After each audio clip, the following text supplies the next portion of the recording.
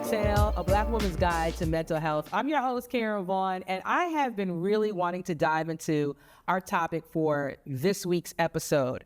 And it's unveiling the power of asking, letting go, and receiving help. How many times we put our superwoman cape on, feeling that we can do it all by ourselves or not knowing how to ask for help. So I have associate therapist here, Kyla Thompson. You used to do my hair back in the day, and now you have transitioned to helping women. I love it. Yeah.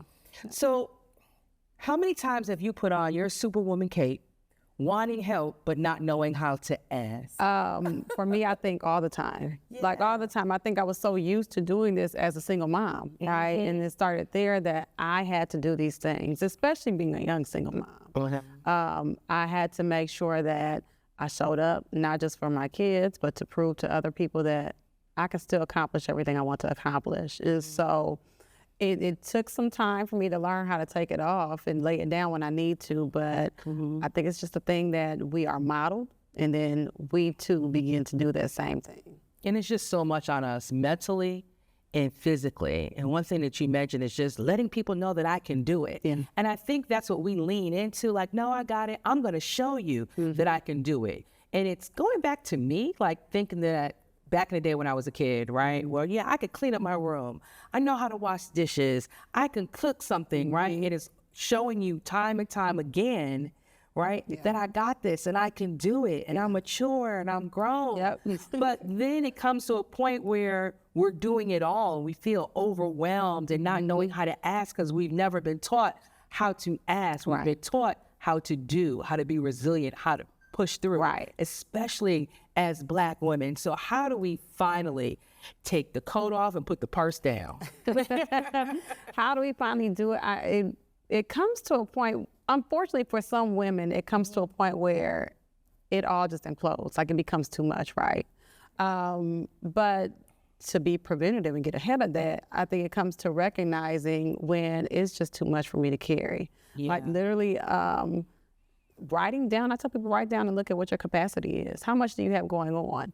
And seeing where do I maybe need to shift some things? Where do I need to maybe delegate some tasks? So I think it comes with going inward first and being real with yourself first. And then you can start the process of taking little steps to asking.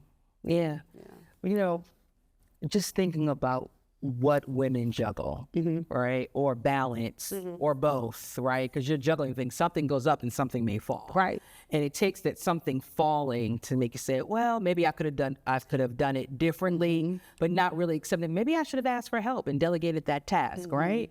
But that's just not innately with us. We're nurturers. We want to work through and work hard for everyone else, but we don't think of ourselves at all. So it's taxing. So I'm thinking of Karen White's song, I'm Not Your Superwoman. She was talking about a relationship, right? Yeah. But then I'm not your superwoman when everything is piled on your desk at work. Or I'm not your superwoman of everything that you do in the community or with your church and various organizations. And then you have your kids as well. It's a lot. I don't know how we have gotten through what we've been able to get through in doing it all, but something suffers in that. And many times it's our help, because we're not asking for the help that we most desperately need, and we're not catching the signs that we need more because we're so used to just continuously pushing through. Can you remember of a time that you pushed through something and you finally said to yourself, maybe I should have asked for help, or how can I do this differently? Just having that epiphany of, I'm really sitting here in my car about to walk into the house or walk into an event or just, being with your kids. Like, I can't do it. Do you ever remember? I think recently, I went to the chiropractor for the first time, and he asked me, he said, well, how long have you been having the back pain? I said, some years, maybe like 4 or 5, and it's like a thing where, he said, well, how do you keep going? I said, I have to. I have no choice but to keep going, right? I had to finish school. I had to make sure my daughter got through school. I had to make sure, like, all these things. I have to work. I have to do this and that. And so I just pushed through. And then I think it's a thing of, again, you've been modeled these things and you see other people doing it. And don't get me started with the, social media piece, right? Where you see it in this appearance of like, oh, but they got it going on, so I can do it too. And it's like, I have to keep up with that. So I don't have time to stop. What do you mean take care of me? And so there were things that I had to, you know, do to take care of myself before, like I tell you, God will lay you down. Don't make him have to shout at you to tell you like, no, pause. But it's happened before where I missed opportunities or I didn't do my best on something. But I think the important piece there is to understand that just because you may have missed one opportunity, just because you didn't do your best that time doesn't mean that it's a total failure. It's to sit down again, go inward and to learn from that experience. And what do I need to now do moving forward? So that's where it goes to. Maybe I need to call somebody for support. Maybe I actually needed to tell this person, I can't do this engagement right now. I can't do this thing. And be honest, because I would rather give my absolute best or take my time to prepare than just to do anything and just throw myself out there and then be exhausted. It's being 100% real with yourself and being vulnerable. Absolutely. Right? And it's that vulnerable piece of one, maybe being afraid to ask for help and just fearful of what the repercussions would be. Like, I'm not enough or I can't handle it. Or why is she asking for help and feeling that you're going to be part of that whole gossip conversation of what people are talking about and what you can and cannot do. Well, I knew she couldn't do it because we're showing the world that, yes, I can be every woman. Remember that commercial? I think it was a perfume commercial. It was like, you know, I can bring home the bacon and fire it up in the pan. Right? Yeah. Okay, so we got the bacon, we got the pan, and we're overwhelmed. Right. And I was like, wait, I don't know if I want to cook and fry it. Right. So how do we let the guard down on ourselves to how we are vulnerable with where we are so we can start building ourselves back? I think, again, it goes to that piece of, if you can't be real with anybody, you have to be real with yourself. And then taking inventory of your circle. If there's people in your circle that you can go to and say, hey, Karen, I'm actually not doing well today and I need some support. I need some help doing X, Y, and Z. And I fear that you're going to throw it in my face later on. That's a big one. Where people are like, yeah, for sure. They're not going to throw that in my face because we've had that done so many times, and that's trauma. That's like PTSD, right? We have to get over those things. Now, and I don't want to say insensitively, like get over it, because it takes time to get over it. But it's that you're not the last person who may have did that to me. So it's making sure, like, can I trust this person? If I fear that I can't come to you and be honest with you about something, I might need to reevaluate this friendship or the people in my life and foster some relationships that are safe spaces where I can be my most vulnerable self. I can tell you when I'm not doing well. I can tell you when I may need some help, and then trust that you're not going to carry that somewhere else, right? Right. So that's a big part of it too, is building those relationships. But so many of us are afraid to foster relationships and work on building relationships. I mean, we've been, a lot of people have been hurt, and they haven't dealt with that past hurt, and they put that same face on everybody's face. And so that allows them then to isolate and shut in that I'm just going to go through this by myself, never mind. Yeah. I want to be able to let my guard down, but I have to put on my bionic armor, right? And I want to be that with my friend, Kyla, right? But when I step out that door, I want to be able to put this armor on and move through life and move through my trials and my tribulations, knowing that I got my girl Kyla handling something for me because I couldn't carry the entire load, and I'm not looked at as being weak in doing that. So how do we redefine strength and being strong? How do we redefine strength and being strong? Yeah, you know what I mean? It's we're always that superwoman, that strong woman, the woman that's resilient, right? It's okay to step back from that. And I want to be supported. So I think it is normalizing it. It's through conversations like this, right? Even as a hairstylist. So that was the conversations I have in my chair. It was some of the most beautiful conversations to have with women who I admired, who sat in my chair and would share.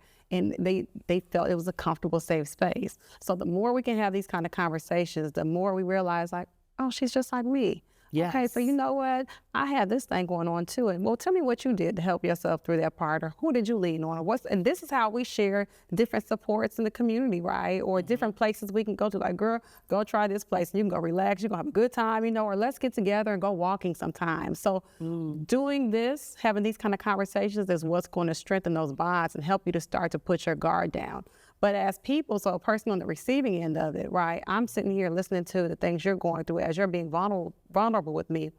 I then have to have compassion and empathy, because how can I sit here in a judgmental tone? We even have to watch how we speak and how we say things to people like, girl, if I say things like, I don't know, right. So if you say things in a certain way, it almost automatically, the guard will go right back up. But if you're like, ooh, so I imagine that was bad. Like, what did you do about that? It's learning how to really actively listen and have these conversations with people to provide that space and support them as well. Yeah, I like that. Actively listening and supporting. Yeah, supporting. And mean it. And mean it. And mean it. Yeah. So when we think about wanting to ask for help and assistance and feel supported, you talked about it's also the way you say it. Yeah, that's on the other end as well. Like, girl, I need help. Right. Like, wait a minute. Hold up. Wait a minute. Right. But that's that point when you talked about it just explodes. Yes. So I feel comfortable enough just to explode with you or on you or some kind of way. So how do we, kind of work through, not only actively listening and supporting, but speaking as well. And as far as identifying, like, wait a minute, I'm in a space. Yes. So again, this is where we have to learn our emotions and understand how we feel. This requires you to go inward and be real with yourself. I will say that all the time. People are like, you always talk about going inward and self-awareness, because that's where it starts. Yeah. So I also tell people, give yourself a scale, on the scale of 1 to 10, with 10 being the highest, 1 being the lowest. Like, how stressed out are you right now? We can keep it real basic. Like, how stressed am I? How much do I have on my plate? And I tell people, when you start to get to like a 5, 6, 7, it's time to maybe reevaluate your situation, because you don't want to get to that point then where you're snapping at everybody. You are over here stressed out and snapping because you got X, Y, and Z to do, when maybe you could have asked your kids to put the dishes in the dishwasher. Maybe you could have taught. That's one thing I know as moms too. But they didn't done it. They don't do it like us. I said that's the problem. They want it the way we want it. Right. Not the way you have the dishes laying on certain things. It's like, that's not how I want it. But it's done. If you don't allow them to do it, right? And that's the part, it's done. So what? It's going to be a few things left on it. Well, that's a learning opportunity for them. And you can never give people the opportunity, and this just comes along with helping. If you never give somebody the opportunity to help you, how will you know who your supports are? How will you know who you can depend on for certain things? That's good. And I'm not sitting here saying just don't trust anybody, but it's just sometimes we have to allow our partner to help us in ways that we need help, instead of saying, I got it, I'm good, no, I want you to do it. Yeah. So looking inward, knowing that, oh, wait a minute, I'm a 5, 7, 8, or 9 or 10 or 11. That's bad.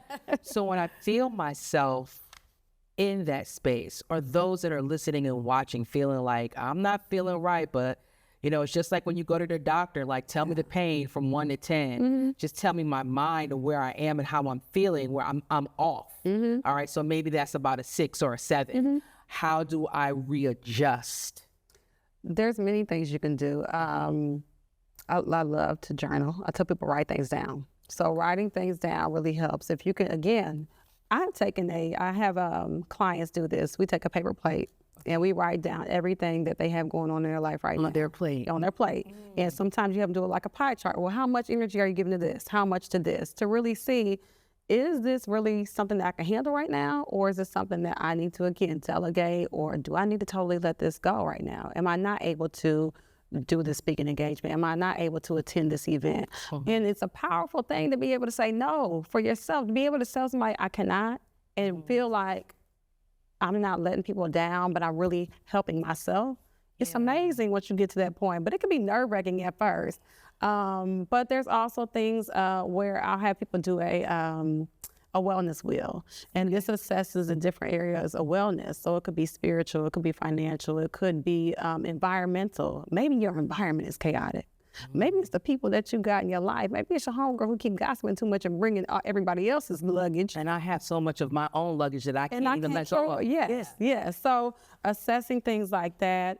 Also things like, I tell people, just breathe. Take some time to simply just breathe and doing your deep breaths and relax for a moment. When I find myself getting super stressed out, I remind myself, Kyla, pause and breathe. So that may be my quiet session in the garage before I go in the house. I'm gonna sit here for 15 minutes and I'm gonna breathe. Or I'm gonna go lock myself in the bathroom for a few minutes and I'm gonna breathe just to get my mind back right and reassess like, okay, Kyla, what do you need? What do you need right now? And that's an important question to learn how to ask yourself. What is it that I need? Yeah, because we're always asking, how can I help you? What can I do for you? Okay, you need me to do this? Okay, I got that. But you never check in with yourself because guess what? Nobody else is checking in with you. And so you don't even check in with yourself. So if you check in with yourself first, you can assess, like, okay, what is it that I need? And it's amazing how many times I've asked people that and they just say, I don't know. That's scary. Yeah. That's really scary. So it takes some time to pause and figure out what is it that I need right now. Yeah, and putting ourselves on our schedule.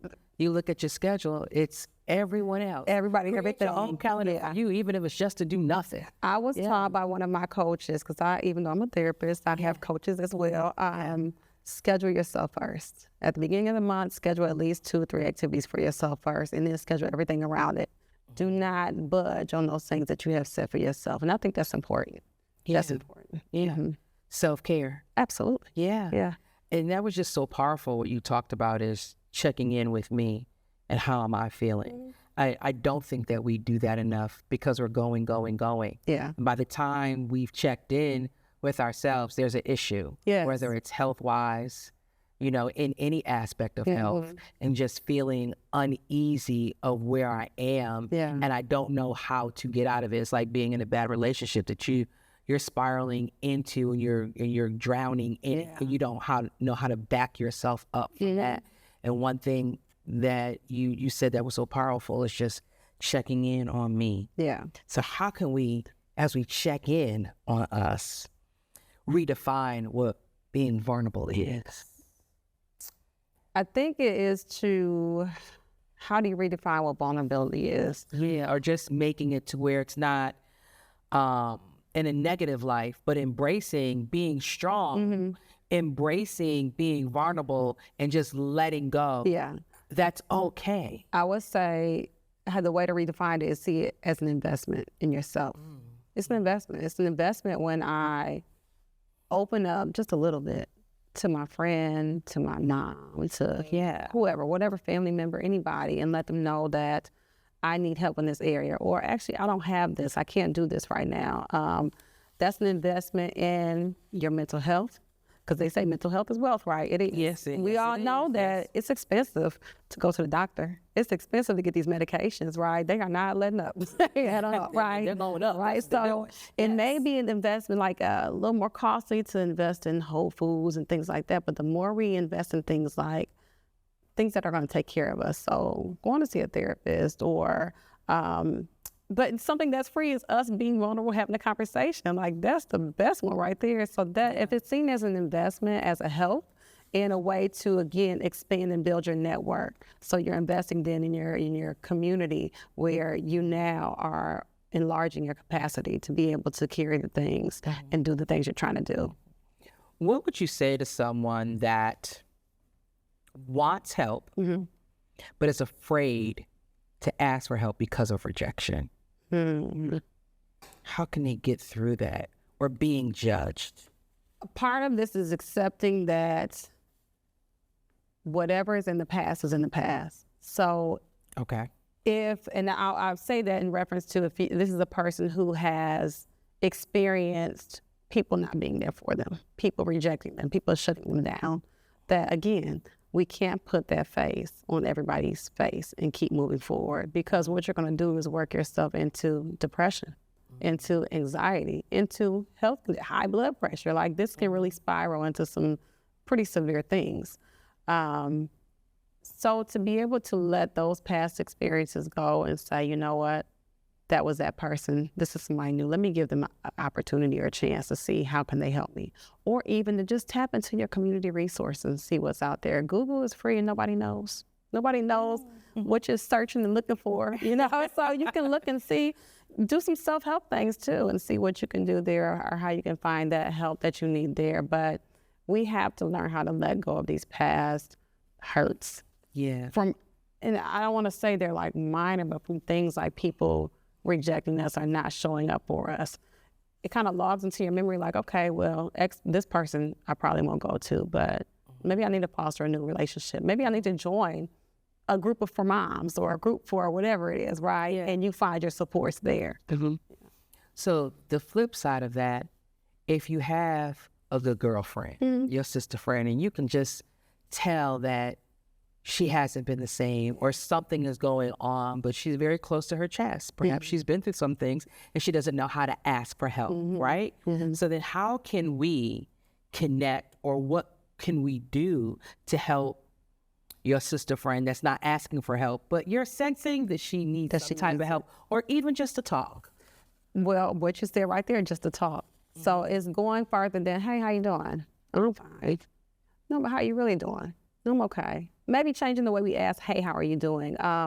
Is there anything that I can help you with today? Or how can I help you today? Things like that are just forming the different way to ask a person a question, but even sometimes just showing up and being there. So spending a little more time and observe. You can kind of, when you observe people and how they move, you can kind of see where they may need some help. So if their kitchen is a little messy, maybe you just start helping doing some dishes. But you got some people who don't like you to touch their stuff or be in their stuff like that. No, I got it. Yeah, sometimes just being a listening ear is beneficial. And when people aren't ready to have those conversations and talk, just continue to show up. Don't take things personally, because everybody's going through things, and we have to give them the space and the time to be able to open up and unfold. Can't force it. We can't force it. No. When you think about asking for help, it sounds so simple.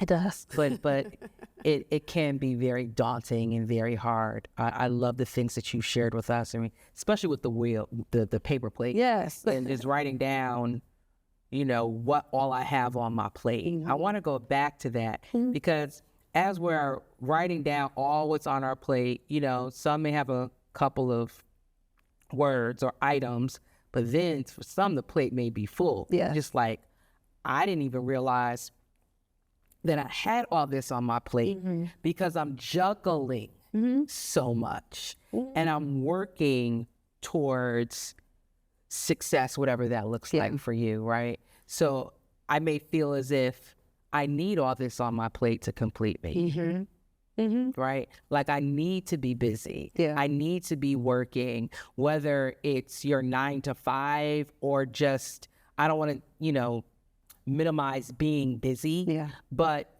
that can fuel you. So those where being busy fuels them, how can they slow the pace down? Well, I want to uncover and pull the covers back on some of that being busy, because some of that being busy is masking what's really happening, what's really going on, that you have to be so booked and busy, that you have all this stuff out on your plate. What are you sometimes avoiding? Some people are avoiding things. Some people don't even realize, and this was me, like I was an overworker and just doing so much. And I have to ask, why am I doing so much? What am I trying to accomplish? And again, through therapy, having my coach tell me, you don't have to prove anything anymore. I was stuck in this thought process that I have to prove. I have to prove that although I was a young single mom, that I can still accomplish X, Y, Z. And I stayed on that for so long that I kept doing more. Do this, do that. I'm publishing this, I'm doing this. And there's a lot of women, especially, that are trying to prove to who? I don't know. Maybe it was their mom years ago. Maybe it was a partner. Maybe it was an ex, right? But I want to show that I can do these things, and I got it. And they're still just going, wearing themselves out. So it's almost like you're getting nowhere. But for that person, how they start to uncover it, again, it's that whole piece of you have to go inward and ask yourself, then who am I doing this for and why? I think it's important to know, who am I doing this for? Because sometimes we realize we're not doing this for ourselves. This is not really what I want to do. I'm doing this for a past partner or for my kids and again, you realize I'm doing this for my kids. Okay, is it something that they can do themselves? Or do I feel like I have to, well, no, they need me. It's that fear of, if you don't need me, then what? Right. If you don't need me, then I have to really find out who I am. I got to figure out what I like. There's some moms like that too, who just they can't take their hands off the kids that the kids can't do for themselves but they need me and I need to feel needed by them. So it's a lot. That I need to feel needed by them. That's strong as well. Because is it that you feel that you're less of a mom if you're not? Yeah. And and again, these are some, when you start to go inward, it can be heavy and you have some realizations like, how did I get here? This is why I encourage people, especially in the Black community, any of our brown and Black communities, to seek mental help, and it's okay.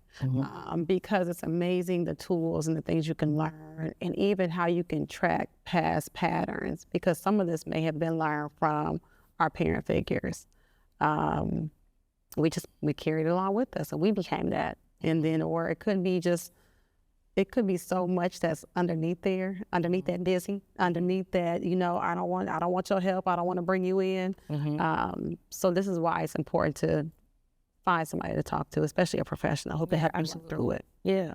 How do you find your tribe, right? We talked about our circles, right? And having those conversations and those real conversations about what we're going through, but just really building that tribe of support. How does one go about doing that? Because I'm just used to doing. Now asking for help, I don't know how to ask for help. You gave some great reasons why, but then how do I really build a strong tribe around me? You gotta go outside. You gotta go outside. Yeah. Well, I tell people though, but also look right around you, because some are right underneath you. Let me tell you, it's the most beautiful thing I realized is that the majority of the people that are part of my tribe were right in my chair as a hairstylist. These are some very supportive and amazing women who have encouraged me to go into therapy, who have helped me along this journey. But even in some of my friend groups, I realized there's some people that I just didn't connect with like I maybe could have. And by having these conversations, normalizing things, so discussing, talking, but even just being out and amongst people, being kind. Kindness costs nothing. It's amazing what a smile and a compliment can do and what doors it'll open. But yeah, right in your very nose, you might have somebody right there who's like, been waiting. Like, girl, I've been waiting for you to talk to me and see, what we can do or how I can help you. And it's just amazing how it goes. But yeah, I think definitely like just getting that courage to go outside, go to church. Or I know some people have this issue with maybe just going to find people in church because there might be some church hurt there or whatever. But you, again, not holding on to past things and just allowing yourself to open up to new opportunities, new places, and just start to blossom and have these conversations with people. Yeah. Start with the conversation.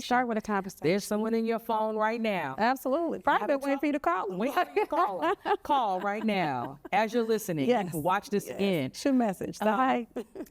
One of my favorite girlfriend moments, right, is watching the movie Waiting to Exhale. Okay. And that night that they had a sleepover and they were all just hanging out, just being open and talking about what they're going through. And they were dancing and, had some adult beverages. And it just, you saw that, it's like, oh, I would love to have a tribe or have girlfriends like that, because they really, truly supported each other. Right. I know it wasn't real. I know it was a book turned into a movie, but, we see images and we see them. We want to mimic or create those moments for ourselves. And, they are all sitting by the couch and just all fell asleep together. I just thought that was beautiful. And putting this show together, talking about asking for help, just brought me back to that moment of watching that. And then having those types of moments with my friends and with my tribe, because what would we do without our tribe? Absolutely. Absolutely. It's just so important that we